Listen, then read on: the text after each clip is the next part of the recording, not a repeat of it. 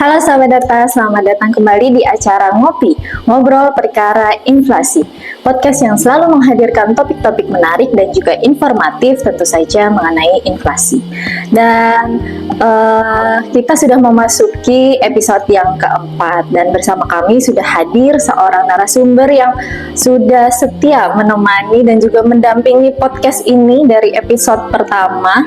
Bahkan ketika hostnya berganti pun beliau tetap setia membersamai podcast ini sampai sekarang ya. Kita sambut sama-sama Kepala Badan Pusat Statistik Kota Depok, Bapak Agus Marzuki Prihantoro. Selamat datang Pak Agus. Selamat datang Mbak Nisa. Terima kasih Mbak Nisa. Iya, kami juga mengucapkan terima kasih ya Pak Agus sudah menyempatkan waktunya di tengah kesibukan Bapak yang sangat padat.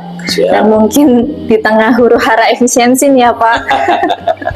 Tapi kita harus tetap semangat ya Pak. Oh iyalah, betul, harus semangat. Iya, nah bagaimana kalau sebelum kita mulai podcastnya kita ngopi dulu Pak biar lebih semangat. Oh, wah, silahkan Pak banyak, dulu kebetulan kopinya. siang-siang nih, dulu Iya. pas banget ini. Masih. Nah langsung saja ya Pak, saya penasaran sekali Iya. bagaimana keadaan inflasi nih Pak di Kota Depok di awal tahun 2025 ini Pak. Wah, terima kasih Mbak Nisa. Nih tahun 2025 nih, kebetulan setelah kita kemarin tahun sebelumnya itu inflasi kita alhamdulillah masih dalam batas yang nyaman ya, yang toleransi sesuai dengan apa yang ditentukan BI. Nah kita ada kejutan nih awal tahun ini ya, di mana inflasi kita tahun Januari 2025 deflasi kita ya, sebesar 0,76 atau minus 0,76 deflasi. Dan fenomena deflasi ini rupanya tidak hanya terjadi di Kota Depok ya, tetapi di semua kabupaten kota yang memang kita masuk sebagai kota inflasi ya. Kita tahu ada sekitar 9 ditambah kabupaten, ada 7 kota, 3 kabupaten di Jawa Barat, itu semuanya mengalami deflasi, termasuk di provinsi dan juga nasional. Jadi kalau kita tahu di provinsi itu, kalau kita itu minus 0,76, di provinsi minus 0,68, dan angka kita sama nih dengan angka nasional ya, minus 0,76. Jadi kita memang hampir semuanya deflasi. Yang nggak tahu nih apa gara-gara efisiensi ya bagaimana nih?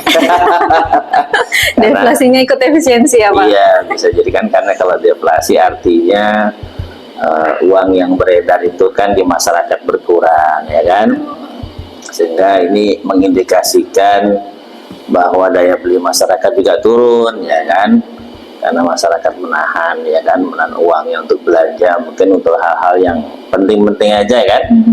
Nah ini bisa jadi kalau begini terus otomatis nanti produsen juga pasti akan menurunkan harga lah, kalau enggak nanti nggak ada yang beli ya kan, semacam itu. Dan ini pasti juga akan menghambat pertumbuhan ekonomi dan lain-lain, bisa meningkatkan pengangguran. Begitu Mbak Nisa kondisi kejutan ya di awal tahun 2025 ya. Iya, kalau dirasa-rasa sih sebenarnya kadang kalau di awal tahun padahal inflasi ya Pak, kok ini bisa terjadi deflasi, itu kira-kira penyebabnya kenapa nih Pak? Ya, kalau penyebab utamanya kita tahu kemarin itu pemerintah kan selama bulan Januari dan Februari ini ya, itu kan memberikan subsidi listrik terhadap semua golongan ya. Jadi mulai listrik yang rendah sampai yang sampai yang tinggi ya, sampai 2.200 nggak salah, sampai 2.900 itu diberikan subsidi ya. Kayak saya aja nih, biasa saya beli, saya di rumah kebetulan 2.200 ya. Saya kaget juga waktu saya biasa beli 1 juta rupiah dapat sekitar 600-an kWh ya. Ternyata bulan-bulannya ini dapat 2 kali lipat ya. Berarti kan artinya pemerintah mensubsidi nih ya kan. Jadi harusnya pemakaian sebulan bisa jadi 2 bulan kan gitu. Nah ini cukup berdampak ya kan. Dan ini memang kebijakan pemerintah ini kan, kita tahu listrik itu kan termasuk administrative price ya. Jadi harga yang diatur pemerintah ini betul-betul bergantung kepada kebijakan pemerintah.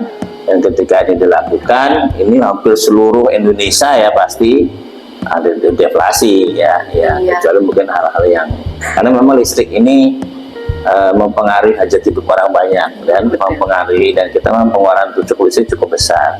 Iya. Sehingga kalau kita lihat kalau di Kota Depok ini itu tarif listrik itu penurunannya sangat besar, sekitar 1,3%. Ya, ini juga walaupun sebenarnya ada komoditas lain yang juga turun ya, seperti mungkin ada beberapa komoditas seperti telur dan lainnya itu mungkin turun, tapi yang paling signifikan itu adalah listrik. Ini ya, dan mungkin saya yakin ini hampir di seluruh kota semacam itu gitu. Gitu Mbak Esa. Iya, berarti sesuai dengan tim kami sempat meriset juga Pak. Kemarin juga menemukan banyak headline news, berita-berita itu tersebar dan jadi viral gitu. Apa namanya? Oh, iya. Diskon listrik, diskon 50% bagi pelanggan daya 2.200 ke bawah ya Pak. Iya. Termasuk Bapak juga 2.200 saya, iya betul. 450 sampai 2.200 ya. Iya, nah Ya. kemarin juga sempat banyak nih yang sudah panic buying gitu. Takutnya mungkin PLN berubah pikiran gitu, Oh, iya, kebijakannya betul. berubah di tengah-tengah. Ternyata sampai sekarang masih sampai berlanjut 2 ya, bulan. Pak? Jadi memang tapi tentu ada maksimalnya ya. Oh iya. Jadi selama bulan Januari dan Februari, selama belum memenuhi batas maksimal itu masih dapat diskon. Iya, contohnya Ya. kalau di sini misal kita memakai daya 2200 volt ampere gitu. Nah, maksimal kita mungkin bisa membeli 1.500 kWh, atau kalau dirupiahkan mungkin segini Pak, 1,14 juta rupiah. Iya. Benar. Makanya kemarin saya beli 1 juta, terus saya tambah lagi 2.000 nggak bisa, ya kan? Depannya ada 140.000 bisa. Kalau 140.000 bisa mungkin 140. Iya, nah Nggak mungkin apa-apa. sebagai info juga ini berlangsung 2 bulan ya Pak. Jadi Iya, betul. sekarang juga masih bisa dinikmati oleh konsumen listrik, baik yang token maupun yang pasca bayar ya Pak. Betul. Nah, Dan mungkin ini Februari juga masih seperti ini kondisinya. iya betul. Ya, karena kan Februari belum puasa ya. Iya. Ya, biasanya kan harga naik tuh pada saat puasa, dan kita tuh puasa mulai 1 Maret ya, ditentukan oleh Muhammadiyah ya. Iya. Tapi nggak tahu pemerintah tanggal berapa, tapi saya bulan Maret itu sudah bulan puasa, mungkin harga menaik, menjelang puasa biasa naik. Ya barangkali prediksi saya kalau Februari itu kan sudah menjelang puasa akhir-akhir itu ya, mungkin agak sedikit meningkat harga, tapi kan kita masih ada subsidi. Oh iya. Subsidi barangkali mungkin deflasi tapi tidak setinggi bulan Januari gitu. Iya. Mungkin masih deflasi, atau barangkali inflasi tapi rendah gitu. Itu ya mungkin ya. Tadi dikatakan memang karena listrik itu andilnya cukup besar ya Pak. Betul. Jadi begitu harganya turun itu sangat mempengaruhi Betul. tingkat inflasi kita. Iya, kita di Depok ini 1,3% ambilnya, jadi cukup besar ya. Iya. Ya. Nah, kalau kita mengesampingkan harga listrik nih Pak, bagaimana nih tingkat inflasi di Kota Depok? Apakah masih deflasi juga atau inflasi nih Pak? Kemarin sempat dilakukan simulasi, kalau memang listrik ini tetap, itu mungkin kita inflasi sekitar 0,55% ya.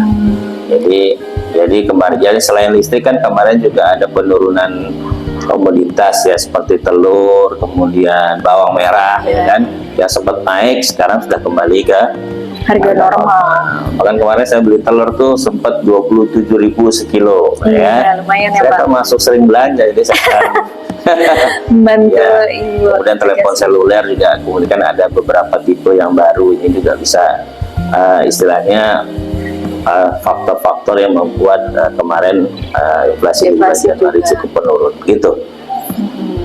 Nah, Gitu Mbak. kalau saya sendiri nih Pak, sebagai ibu-ibu yang berbelanja gitu kan, merasakan kemarin Januari itu kan harga cabai itu sempat meroket tuh jauh tinggi. Nah, itu apa namanya? Apakah tidak menyebabkan inflasi juga gitu Pak di Kota Depok?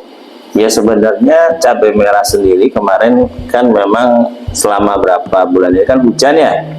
Dan kita tahu penyumbang cabai merah naik sih, dia inflasi sekitar 0,15%. Kalau cabai rawit sekitar 0,08%. Tapi Ya itu tadi karena memang kan hujan terus kemudian gagal panen. Ya, tapi itu masih ditahan oleh tadi itu, oleh listrik tadi itu ya. Iya ya Pak. Nah, kemudian satu lagi selain yang meningkatkan yang membuat inflasi selain cabai merah, cabai rawit juga terkait bimbingan belajar nih Mbak Anissa. Nah, karena memang sekarang kan pemerintah rencana mau mengadakan ujian nasional lagi. Saya mungkin barangkali karena mungkin banyak orang tua murid yang takut anaknya nggak lulus ya kan, jadi kan mereka mengejar nih bimbel ya kan, akhirnya bimbel ya barangkali meningkatkan ya kan tarifnya gitu ya, meningkatkan tarifnya karena banyak kebutuhan dari pelajar yang ingin belajar ke bimbel karena terkait mengenai isu kebijakan pemerintah yang nantinya ada rencana untuk mengadakan ujian nasional kembali gitu. Jadi karena permintaannya yang lebih banyak dari sebelumnya, jadi harga bimbel juga ikut naik. Iyalah pasti itu kan hukum ekonomi ya. Iya, Karena kalau ada banyak permintaan pasti harga naik gitu. Gitu. Ini memang selain listrik ya, karena listrik memang besar kemarin ya, andilnya 1,3%, walaupun ada yang naik tadi cabai merah, cabai rawit, bimbel, tapi tetap saja deflasi ya kan, karena yang naikkan cuma 0,0 sekian, 0,0 sekian tidak bisa menahan dari listrik tadi yang harga cukup besar 1,3%. Maka inflasi kita, deflasi kita 0,76 ya kan, seperti itu. Harga-harga cabai itu kemarin juga sempat diriset oleh tim kami Pak, kenapa kok bisa naik gitu. Nah kemarin sudah kami dapatkan berita juga harga-harga cabai rawit yang menembus sampai 80.000, ada yang sampai 110.000 gitu. Nah ini kira-kira penyebabnya seperti yang sudah dikatakan Pak Agus tadi kan karena cuaca ya Pak? Ya cuaca dan gagal panen, stoknya berkurang, dan kita tahu seperti saya sebutkan sebelumnya, kita ini importir ya. Kota Depok ini importir, khususnya terkait sayuran ya, cabai ya, yang dari daerah lain gitu. Makanya di sini disebutkan kan tadi ada di Jawa Tengah ya, macam itu cuaca ekstrim Jawa Tengah, sentra pangan sampai gagal 70% kan.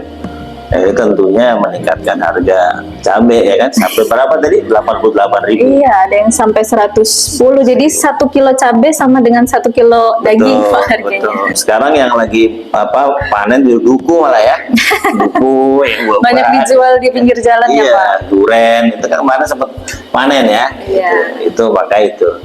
Tapi jangan lupa memang kita ini nanti kan pemerintah kan kemarin juga baru mengetok istilahnya efisiensi anggaran ya kan. Kita tahu bahwa efisiensi anggaran di mana APBN kita secara nasional itu sempat defisit sekitar 600-an triliun ya, kemudian diefisiensikan sampai sekitar separuhnya kalau tidak salah, otomatis belanja pemerintah jadi berkurang ya kan. Kalau belanja pemerintah berkurang, ya pasti ini dampaknya kemana-mana ini, ke sektor swasta, sampai ke pemerintah dan sebagainya ya. BPS Kota Depok aja sekarang melakukan efisiensi ya, listrik diirit ya, AC diirit dan sebagainya, karena memang anggaran kita untuk listrik dipotong, ATK dipotong, semua dipotong, dan ini tentunya ya kalau ini terus menerus ya pasti juga akan menghambat pertumbuhan ekonomi kan. Otomatis nanti juga berakibat kepada pengeluaran pemerintah, daya beli masyarakat juga. Kalau daya beli pemerintah itu daya beli masyarakat juga otomatis turun naik. Makanya nanti nggak tahu nih bulan depan nih bulan ini maksud saya bulan ini tapi syukur-syukur udah ada informasi gaji ke-13 ke-14 ini barangkali bisa jadi stimulus ya untuk meningkatkan lagi daya beli masyarakat di bulan Maret biasanya. Mbak Nisa biasanya kalau terima kapan itu? gaji THR ya, seperti itu. Ya mudah-mudahan tidak terlalu deflasi lah untuk bulan Februari ini, tapi stimulusnya nanti bulan depan nih, bulan Maret ya kan. Biasanya kan THR itu 1 minggu sebelum Lebaran gitu ya, biasa seperti itu ya. Kita lihat nanti bulan depan seperti apa inflasinya ya. Iya, nah kan kalau bulan Januari kemarin itu deflasi kan Pak Kota Depok. Nah, bagaimana nih tanggapan Bapak terkait daya beli masyarakat itu tadi? Nah itu tadi saya jelaskan kan, memang biasanya daya beli masyarakat itu akan meningkat gitu ya Karena ada tanda kutip ketika ada kejadian-kejadian seperti ini menjelang puasa, menjelang Idul Fitri, masyarakat tuh walaupun nggak punya duit berusaha untuk cari duit kan supaya dapat memenuhi kebutuhan puasa dan lebaran. Kita tahu bahwa ketika puasa konsumsi itu justru meningkat, ya kan? Betul Ya, sekali, Pak. pengeluaran itu justru meningkat, ya kan? Kalau misalnya belanja sehari-hari 100.000, mungkin puasa bisa 2 kali lipat karena itu beli takjilnya itu, ya kan? Beli macam-macam. Belum nanti ditambah saat lebaran, ya kan? Mau lebaran beli baju, beli. Nah, ini pasti masyarakat walaupun nggak punya duit akan cari tuh berusaha kemana. Nah, jadi kita juga mesti waspada, ya kan? Walaupun tadi itu kita sudah diberikan subsidi terkait listrik sampai bulan Februari, tapi ingat nanti di bulan Maret harga ini akan kembali lagi normal. Yang nggak tahu kalau pemerintah yang membuat kebijakan diperpanjang ya terkait listrik, harga kembali normal. Otomatis kalau kembali normal ya bisa jadi nanti bulan Maret kembali ya kita seperti kehidupan semula, apalagi bulan Maret itu menjelang lebaran, ya kan, pas puasa saat tinggi-tinggi konsumsi itu bulan Maret pas lebaran gitu. Mungkin kalau Februari ini masih terdampak dari kebijakan subsidi listrik, ya kan. Nah, nanti di Maretnya nih ini mulai bergeliat lagi, jadi jangan terlena lah oleh subsidi yang dengan deflasi, dan memang kalau deflasi terus semua juga nggak baik gitu Mbak Nisa ya. Nah, terakhir nih Pak, saya penasaran bagaimana pesan Bapak untuk mungkin strategi belanja masyarakat gitu. Apakah kita harus menahan saja ini terkait deflasi atau nanti tetap pengeluarannya tinggi juga nih nanti di lebaran? Ya, buat kapan nih? Sebenarnya kan masalahnya gini, inflasi itu kan penyebabnya macam-macam ya. Nah, salah satu penyebabnya itu ya kan tadi saya katakan inflasi kan itu ada yang administratif price ya, administratif price ini harga yang diatur pemerintah, ya kan. Ketika pemerintah mengeluarkan kebijakan itu menurunkan harga, otomatis itu dampaknya inflasi bisa turun. Atau volatile food, harga yang gampang bergejolak ya, itu biasanya harga bahan makanan pokok, ya kan. Ketika ini naik maka itu otomatis meningkatkan inflasi. Satu lagi biasanya pemerintah juga harus masyarakat khususnya jangan gampang panik ketika mendengar berita-berita yang belum tentu benar. Hoaxnya kan lagi banyak beredar nih, wah tiba-tiba ini mau naik, panik. Ini juga bisa meningkatkan inflasi, barangnya belum naik tetapi karena panik otomatis menyerbu. Dulu ingat ya ketika ada yang menyerbu ketika saat COVID dulu susu bir brand, ya kan, maaf yang putih merah atau masker juga ya minyak Pak dan sebagainya. Itu apalagi lebaran nih, kalau lebaran nanti wah ini mau habis, barang ini mau habis semua. Ini hati-hati, ini juga penting. Jadi intinya harus bijak ya, masyarakat nggak boleh istilahnya panik ya, panik buying. Ini penting juga buat masyarakat, dan juga masyarakat juga intinya ya, karena memang kita ini dipengaruhi oleh tadi itu volatile food, makanan-makanan yang apalagi ini dampaknya untuk masyarakat banyak ya. Kalau bisa ya seperti saya sebutkan pada saat podcast sebelumnya ya, mulailah kita mengurangi konsumsi makanan yang ini seperti yang bisa kita ganti lah ya. Bisa seperti beras kita ganti dengan ketela ya, dengan jagung, mengurangi seperti itu. Ini juga bisa mengurangi ketergantungan masyarakat terhadap beras gitu ya. Dan juga bijak dalam penggunaan bensin, ya kan. Apalagi sekarang bensin lagi diirit-irit kan ya, seperti itu dan sebagainya. Ini penting supaya nanti masyarakat belajar banyak bahwa inflasi ini sebenarnya bisa dikendalikan kok gitu ya. Dan jangan saya tekankan sekali lagi bahwa inflasi yang terkait dengan kebutuhan pokok ini jangan sampai tidak terkendali, karena ini sangat berbahaya. Karena kalau harga makanan pokok yang menjadi kebutuhan masyarakat tidak terkendali, ini dapat berdampak kepada keberlangsungan pemerintah gitu. Begitu mungkin Mbak Anissa. Iya, baik, terima kasih Bapak atas informasinya mengenai inflasi di awal tahun ini.